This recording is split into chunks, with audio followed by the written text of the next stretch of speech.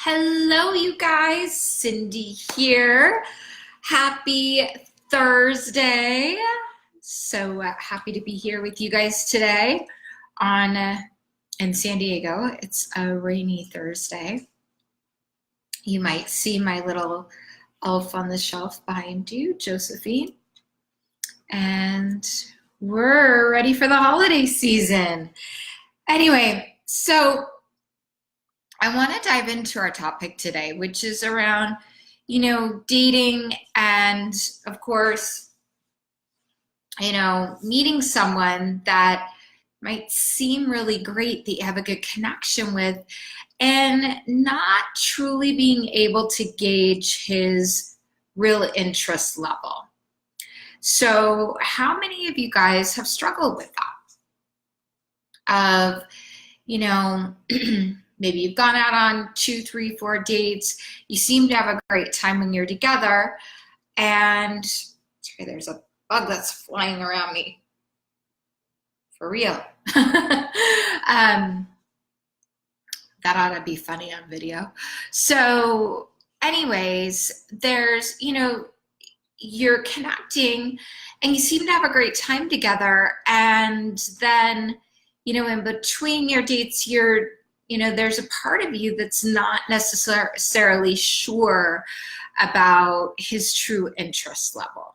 So first off, what I want to encourage you to do, and this is something I coach my clients around, is, you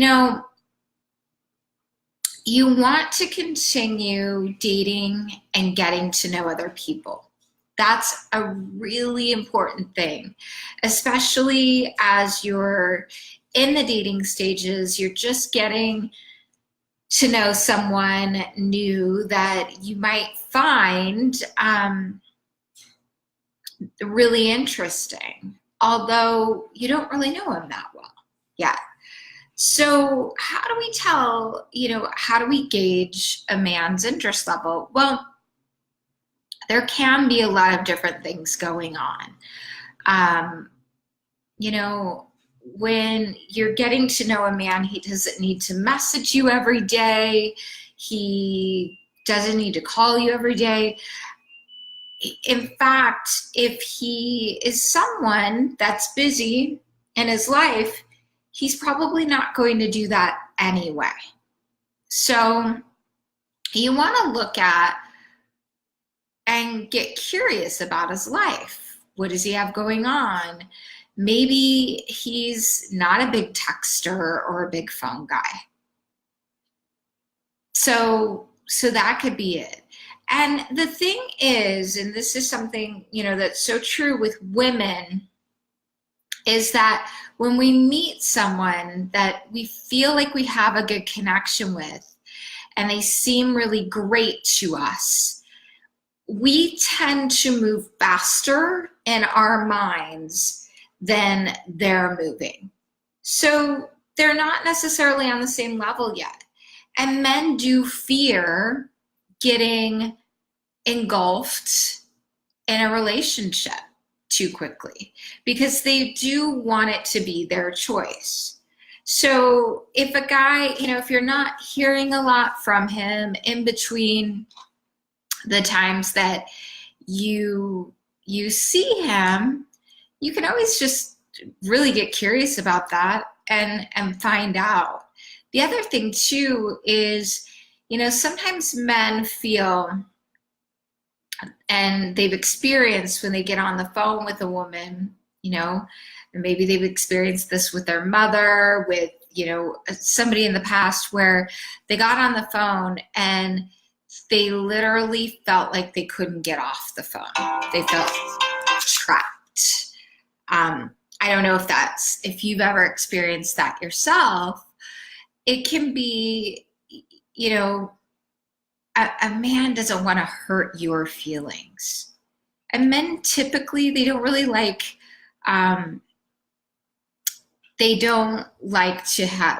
confrontation. Many women don't either. So it's, the things to do is be happy, be in flow, be curious when you're around him, and make sure that this gentleman, is it, on the same page as you, looking for similar things. He may only be in a place where he's casually dating and has casual interest, which is fine to keep someone like that in your rotation, as long as you know in your mind, this person is not in the same place as me and it's not going to move forward. Or you remove him from your rotation. So, things to do to create what I call tension is, if he calls you or he texts you, be the first one to end the conversation. So a man can have a fear around, having a never-ending text conversation too. And you can end that conversation. You could say, oh, this is, that's really funny, or haha, good to hear from you. Look, I gotta run. I'm about to head into a movie, or I'm about to step into a meeting, whatever. And what that does is it creates more curiosity, or what I call tension, on his end. And this isn't, game playing. It's literally strategy of, creating a space for him to be the pursuer and continuing to be the pursuer of you and with you. Okay? So, and, if you're experiencing, be curious to know, have you guys experienced, a dating relationship where the guy came on really strong or was hot and cold? I mean, if you're experiencing that, it's typically a sign that he's not certain. And so if he's not certain, then you don't get to be certain of him. You get to be a little bit more distant than what he is. And if someone shows a pattern of being hot and cold, you want to really take a look at that. How long has this been going on? And if it doesn't change, you don't really want to continue that, because one, someone that's hot and cold, that feels a little unpredictable, right? 1 week they seem to be really great into you, and the next week they're gone. You don't want that feeling. You don't want that, what's the word I'm looking for? You don't want to feel that, it's kind of an icky feeling, and it feels uncertain, and it can create anxiety, especially depending on your attachment style. If you are a little more anxious, then that will trigger the anxious attachment style. So, really taking a look at that and getting to the space where you're in your power, you're standing in your power, and you're not, having a man in your life that you're fully, that's, in, 1 foot in and 1 foot out. You want to be dating people that are in a place where they want to create a similar vision as you, right? They share your values. And what happens is things start to unfold. You start to see things. You start to get closer to one person. And you can have an easier time creating the space without anxiety of going, is he going to call, or what's going to happen? Because you have other people that you're connecting with and getting to know. The best way to do this is to really come from an unattached place and trust that it's going to work out. The right man will come, and you get to have a relationship where you feel fully seen and accepted, and he feels the same way from you. So, you know, couple of things in closing, you guys, is really make sure that he's the one putting in a little bit more of the effort. Make sure of that. Secondly, you want to make sure that he is also, you know, that you are allowing yourself to receive.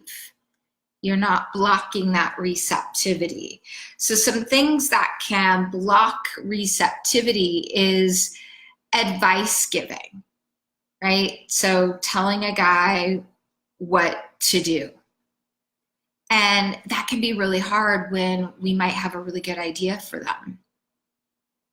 So instead of advice giving, showing up as someone that is talking about your experiences. Wow, that sounds like a really great plan that you have around X.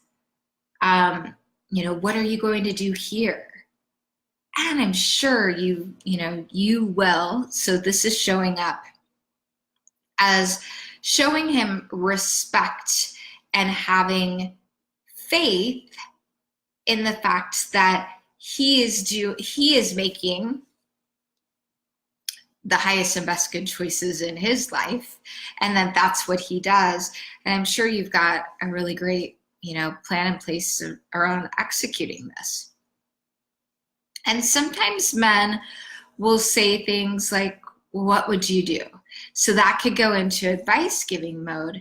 And if you take the road of, well, I mean, I don't know about you and your situation, even if you've gone through something similar.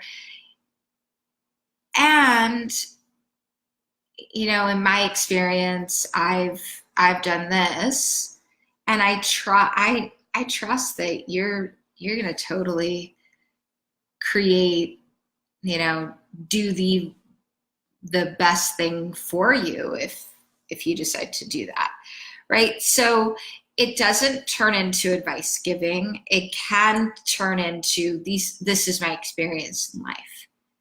And that actually creates room for a man to become more interested in you. And when you're curious about them, their life, where they're at, what happens is he typically will be curious about you as well. And you get to have the opportunity to open up and share some things vulnerably and create a deeper connection. Men love that. They're craving it from us. We live in a society that's more disconnected than ever.